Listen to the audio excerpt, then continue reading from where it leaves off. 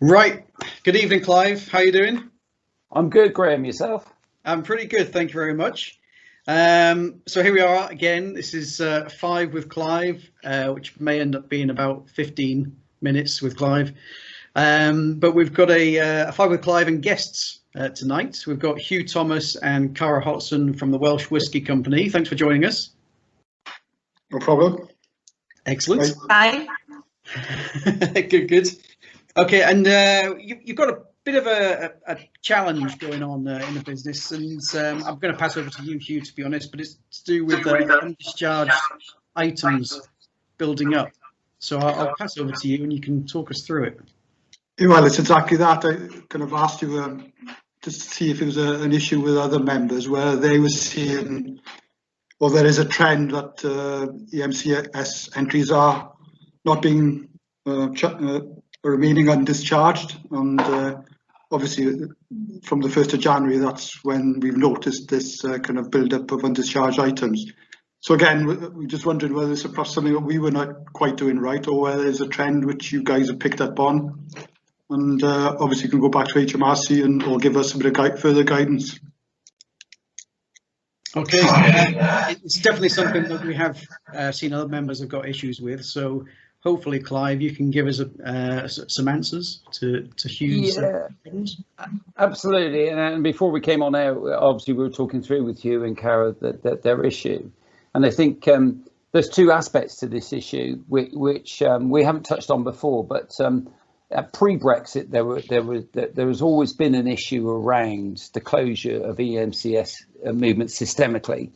And that, to my mind, has always been about the agent and the way in which they complete the export declaration. And there's clear guidance in Notice 197, which I know you will post on our website, and we can circulate that to all members when asked and if asked. But 13.1 and 2 clearly outline the requirements for EMCS movements for exporting alcohol.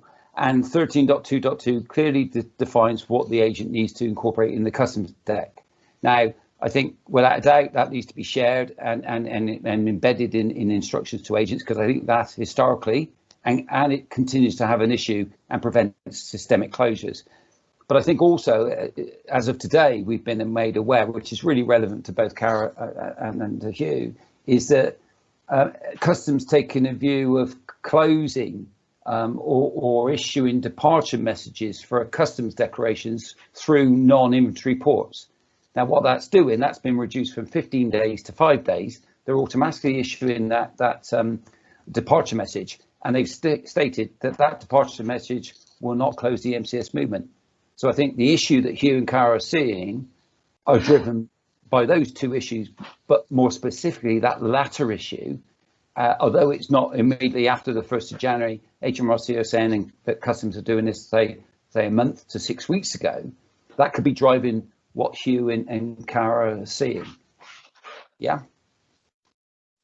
And I don't, from your experience, Cara, I mean, are you getting your movements are going out, I guess, out of non-inventory ports, and are you seeing that as a relationship to these non-closures? Yeah, I believe so. Like we send a lot to France, and obviously it always goes through Dover Port, and the undischarged movement is full of that customer that we always send to. And I mean, we've never had issues previously. But like Hugh was saying, we've got 2 pages full of undischarged movements. And like I said, it's we just don't know why. And obviously it's nice to get this advice and obviously help with it. Well, I think that's what's driving the issue, Graham, and I think, you know, again, we know HMRC will be issuing guidance as we spoke earlier, again before we came online, and we'll share the guidance with you and Cara, and we'll share it with our other members as well, because the guidance, taking Hugh's point earlier, you know, they asked, well, are HMRC aware of this? Absolutely, Hugh, they are aware of it, as we've indicated. Guidance will be issued later this week in terms of how they see that resolution, or how they're going to solve it by some form of simplified procedures, what's been said to us. Quite what that form takes at the moment, I don't know. So I think They're going to issue that guidance to us before it gets posted publicly, so we'll be able to share that with you guys, and then we'll just see what their proposal is, and whether or not you've got to go back, to day one. You say you've got 2 pages, Cara. Is that, how many movements would that be? I think there's like probably about 20 plus per page. So quite a few. And the only time we're able to receive these ones is if we're getting a rejection on the movement. So obviously then we have to send additional paperwork to the MCS help desk, and they're closing it manually for us. Yeah. But it's not happening very fast. So like I said, they're just building up and up. Yeah. So, I think sorry, Hugh. I was just going to say, so my understanding from what you're saying then, Clive, is that if our freight forwarder hasn't declared the departure within 5 days of the arrival, HMRC are basically, or the EMCS system won't close off that arc? No. Well, what HMRC are saying is that customs are automatically issuing the departure message, irrespective, and this is the scary bit for me, Hugh, irrespective of whether the goods are gone or not, physically gone or not. They're issuing that departure message because the build-up of these movements. So their answer is, we're not going 15 days, we're going to close them within 5 days, and then we'll deal with the ramifications afterwards.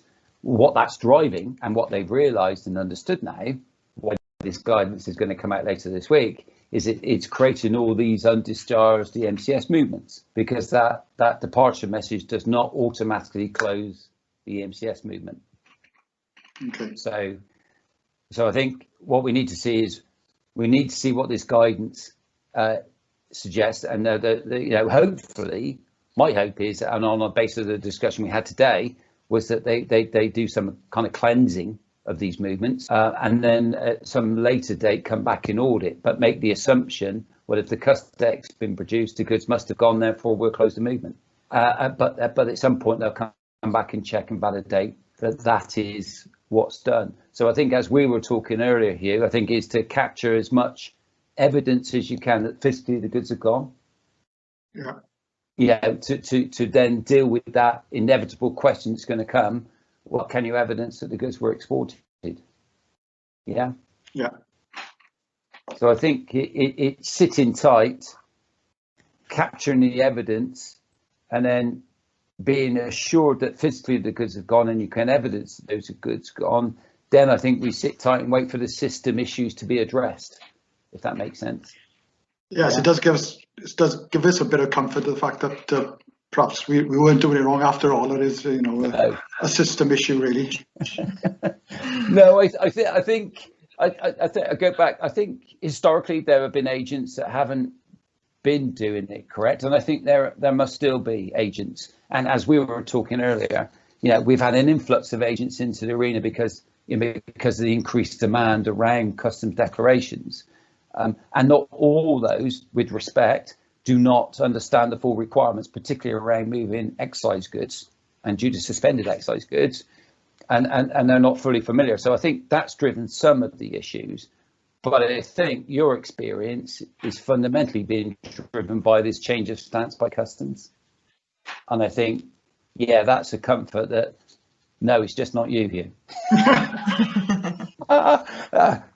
Although Cara thought it was, it's definitely just not you. I think we were all a bit nervous coming into, obviously post-Brexit and doing our first movement and things, but it's good to know that it's not just us. No, it isn't you and just you, and we'll keep you in the loop. When we get this guidance later this week, we'll definitely issue that with HMRC consent, and we'll post it on our website just as soon as we can, won't we, Graham? Yes, absolutely. Yeah, okay. I'll put some details with this video as well, so we'll share the 13.2.2 that we just talked through earlier. Yeah, as well. Great. So that'll be linked with this video. Okay, that's good. Okay. Okay, go. Right. Any other questions, or you get back to your gardening, Hugh? All right. Thank you very much, Clive. Okay. Bye. That's good. Thank you very much, both. That's all right. Good that you Bye now. enjoyed this, and hopefully that's a great help to you. You take care. Yeah, it is. Thank you very much. Bye. All right. Take care. Bye. Cheers. Bye.